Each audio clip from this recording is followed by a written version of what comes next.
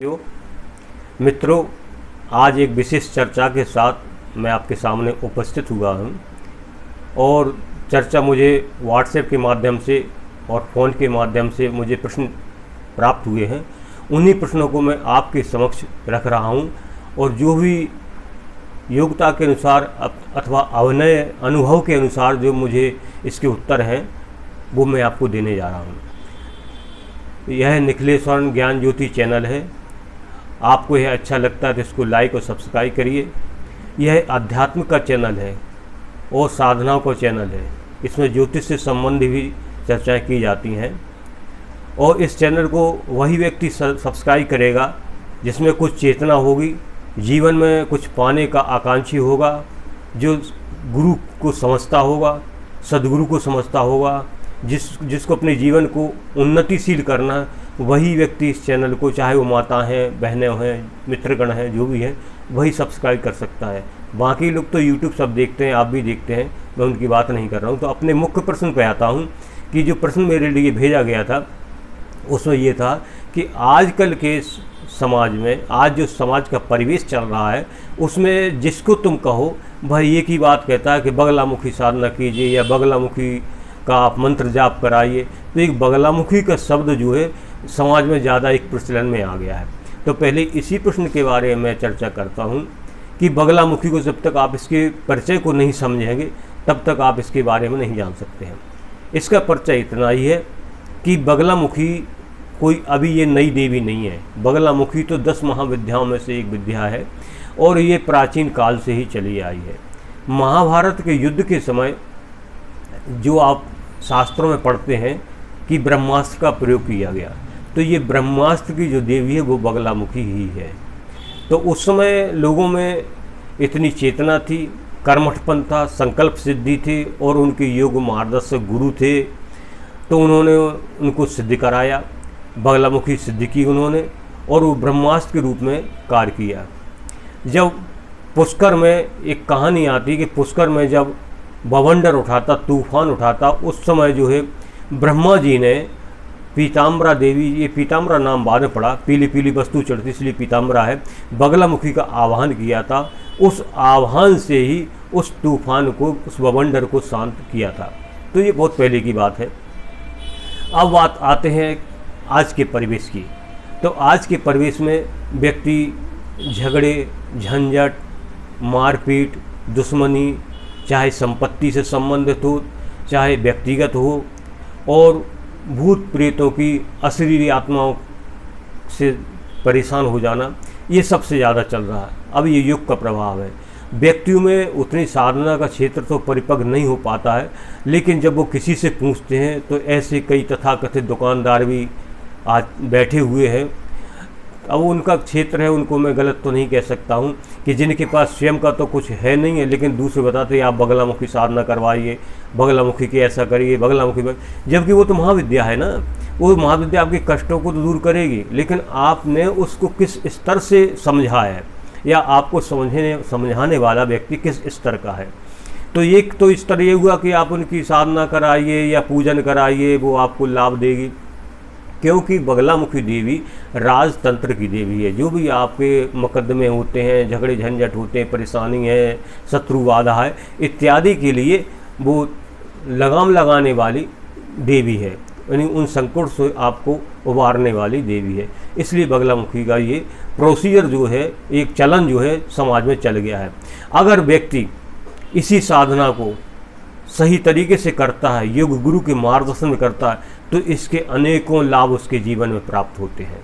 अब दूसरा प्रश्न एक ये भी आ जाता है कि लोगों का एक मंतव्य है, एक धारणा है कि प्राचीन काल में जो ऋषि मुनि थे वह भी तो बगलामुखी करते थे, उन्हें क्या ज़रूरत थी।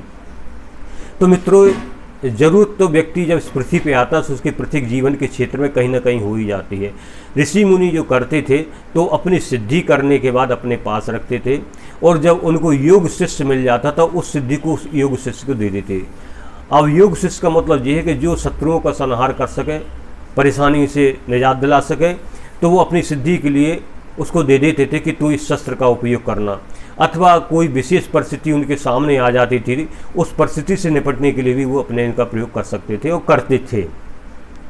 अब इसमें बात ये आती है कि साधना और सिद्धि में क्या फ़र्क है। तो मित्रों, साधना सिद्धि में ये फ़र्क है कि ये एक सिक्के के दो पहलू हैं। आप किस पहलू को ज़्यादा प्रेफरेंस देते हैं, जबकि दोनों ही बराबर हैं। साधना वही होती है जो आप 30 दिन की, 1 महीने की, 6 महीने की करते हैं, और सिद्धि वही होती है जो आपके लिए उसका फल मिलता है, रिजल्ट मिलता है। लेकिन एक बात यहाँ पर स्पष्ट कर दिया, जो मेरे जीवन के अनुभव है, जो मैंने अपने गुरु सतगुरुदेव निखिलेश के सानिध्य में प्राप्त किया है, वो यह है कि बगलामुखी देवी जो है 3 स्टेप में होती है। पहला स्टेप साधारणता होता है, दूसरा उससे और तीक्ष्ण होता है, तीसरा और तीक्ष्ण होता है। अगर व्यक्ति पहले ही स्टेप में करता है तो पहला स्टेप में उसका यही होता है कि उसकी जो भी संकल्प होता है, जो भी मनोकामना होती है, वो पहले स्टेप में उनकी मनोकामना ही पूरी होती हैं, उन शत्रुओं से निजात मिलती है, उसकी सहयोग होता है। दूसरे स्टेप में जो तक उसमें इतनी तीक्ष्णता आ जाती है कि वह अपने के साथ साथ दूसरों का भी भला करना जान सकता है, दूसरा को भला करने की क्षमता उसमें आ जाती है। और तीसरे स्टेप में वो होता है कि अगर व्यक्ति यहाँ बैठा हुआ है, अगर 1000 किलोमीटर दूर अगर कोई समस्या है, कोई परेशानी है, कोई बाधा है, तो उसको दूर करने के लिए वो यहीं से ही जो भी प्रयोग करेगा वहीं जा कर के सीधा प्रयोग लागू हो जाएगा और वह समस्या दूर हो जाएगी। तो तीसरे स्टेप का जो लास्ट का मैंने स्टेप बताया आपको, वहाँ तक पहुँचना तो बहुत मुश्किल तो नहीं है, लेकिन दुरूह जरा कठिन है, क्योंकि उसमें सदगुरु की विशेष भूमिका होती है।